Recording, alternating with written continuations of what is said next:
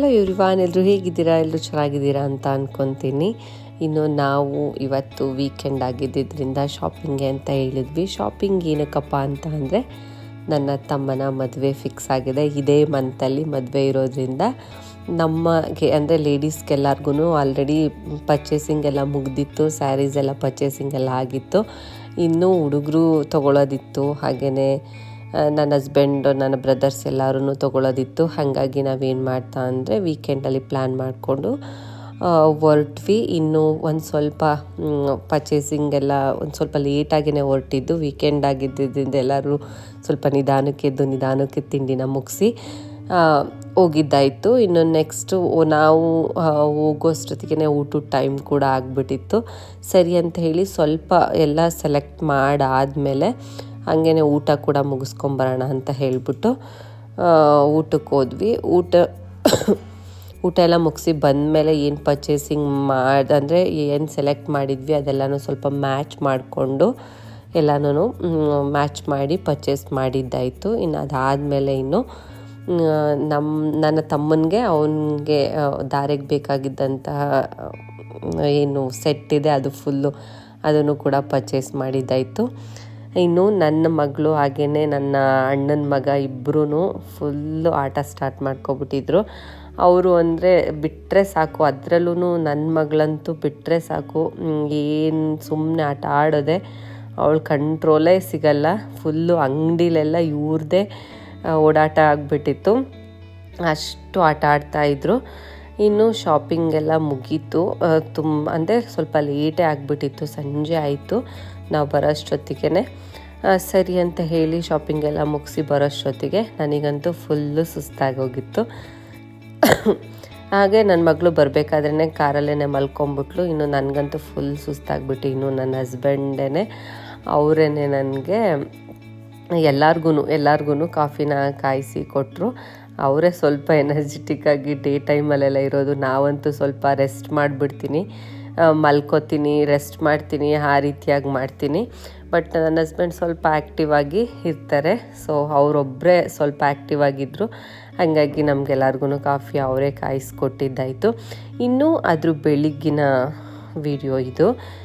ಏನಪ್ಪ ಆಯಿತು ಅಂತ ಅಂದರೆ ನಾನು ಇವಾಗ 7th ಮಂತ್ ಪ್ರೆಗ್ನೆಂಟ್ ಇದ್ದೀನಿ. ಸೊ ಊಟದ ವೇರಿಯೇಷನ್ನು ಅಥವಾ ನೀರಿನ ವೇರಿಯೇಷನೋ ಗೊತ್ತಿಲ್ಲ. ನಿನ್ನೆ ಹೊರಗಡೆ ಊಟ ತಿಂದಿದ್ದಷ್ಟೇ ಫುಲ್ಲು ಹುಷಾರು ತಪ್ಪದಂಗೆ ಆಗಿಬಿಟ್ಟಿತ್ತು. ಮಧ್ಯರಾತ್ರಿನಲ್ಲೇ ಸ್ವಲ್ಪ ಚಳಿ ಸ್ಟಾರ್ಟ್ ಆಗಿತ್ತು. ಚಳಿ, ಜ್ವರ ಮತ್ತು ಕೆಮ್ಮು, ನೆಗಡಿ, ತಲೆನೋವು ಎಲ್ಲನೂ ಒಂದೇ ಸಲ ಬಂದಂಗೆ ಆಗಿಬಿಡ್ತು.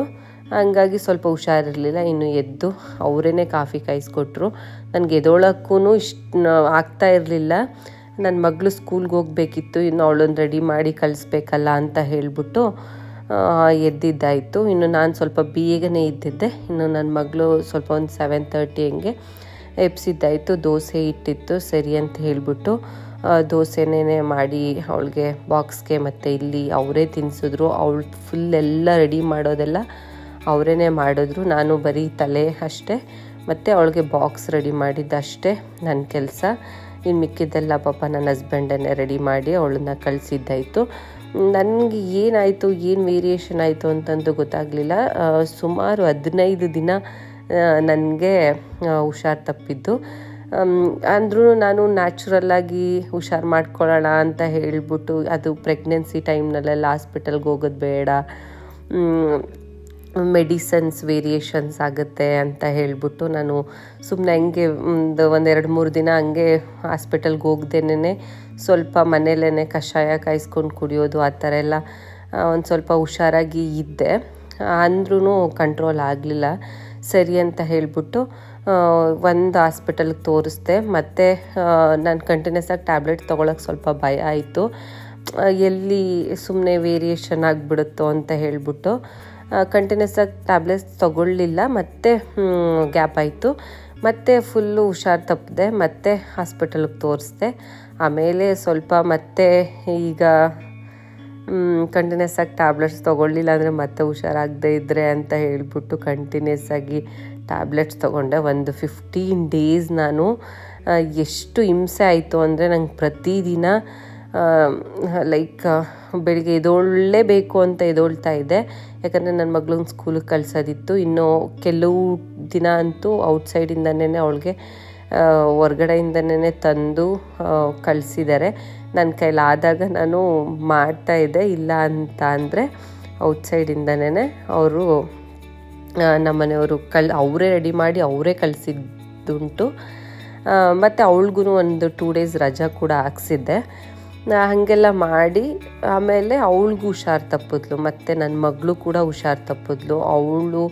ಅವಳು ನಾನು ಹಿಂಸೆ ಆಗಿಬಿಡ್ತು ನಮಗಂತೂ.